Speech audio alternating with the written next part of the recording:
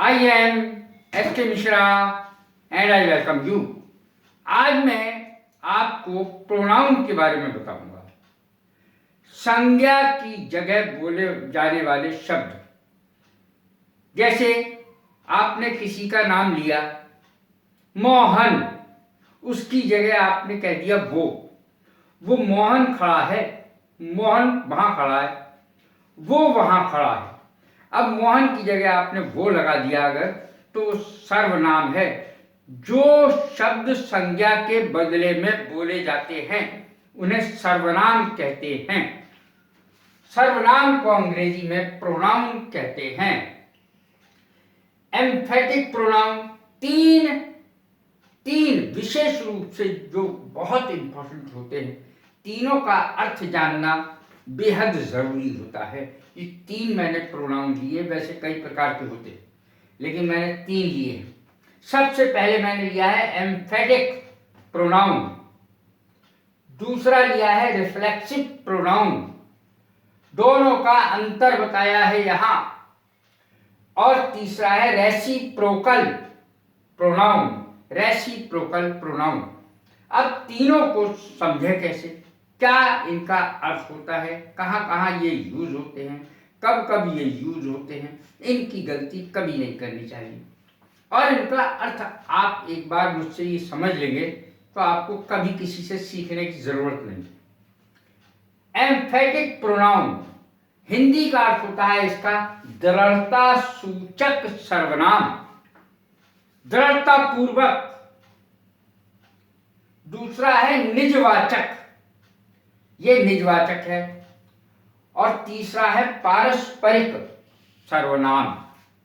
तो नाम से ही बहुत सारी चीजें अगर हिंदी में लिखा हो तो बहुत सारी चीजें अपने आप ही समझ में आ जाती हैं, अंग्रेजी से चीज समझ में नहीं आती है। एम्फेटिक प्रोनाउन दृढ़ता सूचक सर्वनाम। अब इसमें देखें मेन अर्थ क्या होता है इनका, एक बार में ही समझ लें। मैंने इसीलिए यहां पर ही शब्द लिखा है। जब कोई व्यक्ति कहता है कि मैं इस काम को कर सकता हूं, तो वो ज्यादा घमंड नहीं कर रहा है, ज्यादा घमंड नहीं कर रहा है।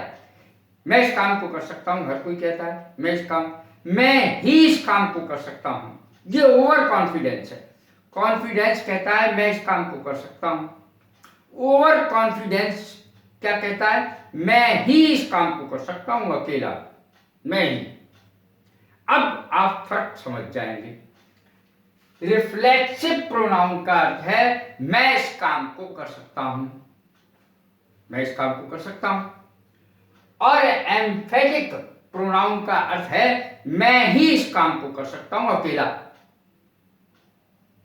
ये चीज एम्फेटिक प्रोनाउन कहलाती है, जिसमें कोई व्यक्ति कहे मैं अकेला ही इस काम को कर सकता हूं, मैं ही इस काम को कर सकता हूं। अब देखें इसका यूज कैसे होगा। पहले तो देखें ये प्रोनाउन हमेशा कर्ता पर दबाव बनाते हैं, कर्ता पर दबाव बनाते हैं। ये क्रिया से पहले आते हैं, क्रिया से पहले। रिफ्लेक्सिव प्रोनाउन क्या है, इन प्रोनाउन का अर्थ होता है अपने आप, मैं इसको अपने आप कर सकता हूं, मैं इसे कर सकता हूं अपने आप। ये हमेशा क्रिया के बाद आते हैं। रिफ्लेक्सिव प्रोनाउन हमेशा क्रिया के बाद आते हैं। तो इस बात का ध्यान रखा जाए कि रिफ्लेक्सिव प्रोनाउन में और एम्फेटिक प्रोनाउन में आखिर अंतर क्या होता है। मैंने अंतर करके भी नीचे बताया है। एम्फेटिक प्रोनाउन सेंटेंस लिया मैंने एक, I myself can do it, मैं अकेला ही इस काम को कर सकता हूं, मैं अकेला ही इस काम को कर सकता हूं।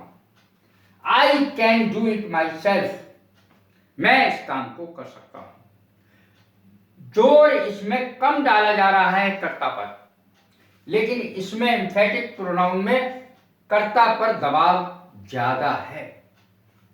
आई myself can do it, मैं ही इस काम को कर सकता हूं, I can do it myself. मैं इस काम को कर सकता हूं, मैं इस काम को कर सकता हूं, मैं ही नहीं, मैं इस काम को कर सकता हूं, बस इतना।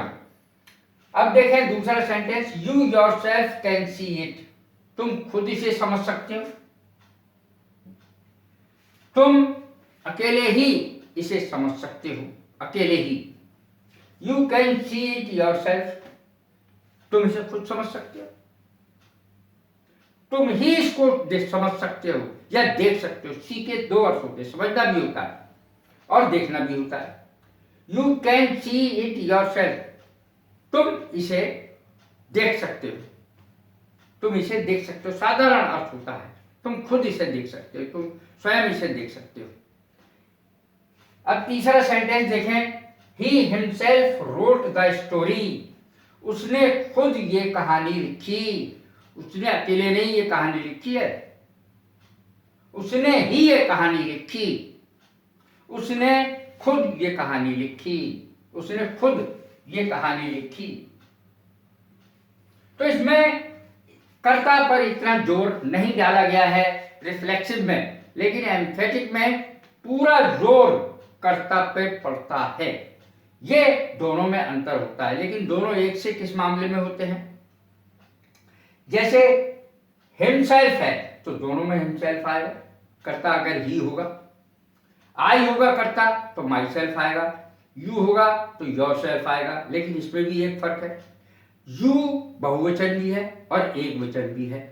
तो जब बहुवचन के लिए अगर कहना होगा योर सेल्व्स आएगा, योर सेल्व्स, और एक वचन की तरह इस्तेमाल करेंगे यू को तो योर सेल्फ आएगा। He himself wrote the story, he wrote the story. अब आपको जरूर समझ में आ गया होगा ये कि रिफ्लेक्सिव प्रोनाउन में भी कर्ता पे जोर है, लेकिन उतना जोर नहीं है, कम जोर है। वह इस काम को कर सकता है, वो खुद इस काम को कर सकता है, वो ही इस काम को कर सकता है अकेला, तो वो हो गया एम्फेटिक। इस प्रकार से दोनों में अंतर है, और इसको समझने के बाद आपको कुछ इसको समझने की जरूरत नहीं पड़ेगी। इसमें क्या होता है, ये क्रिया से हमेशा पहले आता है, यानी कर्ता के सीधे बाद आ जाता है, और ये अंत में आता है। रिफ्लेक्सिव प्रोनाउन अंत में आता है। दोनों देखने में एक से ही होते हैं, दोनों, जैसे योर सेल्फ है इसमें भी योर सेल्फ है, माई सेल्फ है इसमें भी माई सेल्फ है, लेकिन जगह का अंतर है। यह कर्ता के सीधे बाद आया है इसमें, और इसमें अंत में आया है वाक्य के। तो इस प्रकार से हम इसको अंतर कर सकते हैं। अब तीसरा आया रेसिप्रोकल प्रोनाउन। ये जानना बहुत ज्यादा जरूरी है, लोग आप गलती करते रहते हैं। पारस्परिक सर्वनाम, जब दो सर्वनाम एक साथ आए, जब दो सर्वनाम परस्पर कोई रिश्ता बनाते हो, एक साथ आए, जब दो प्रोनाउन साथ साथ आते हैं तो उन्हें रेसिप्रोकल प्रोनाउन कहते हैं। इसमें दो शब्द महत्व रखते हैं केवल, ईच अदर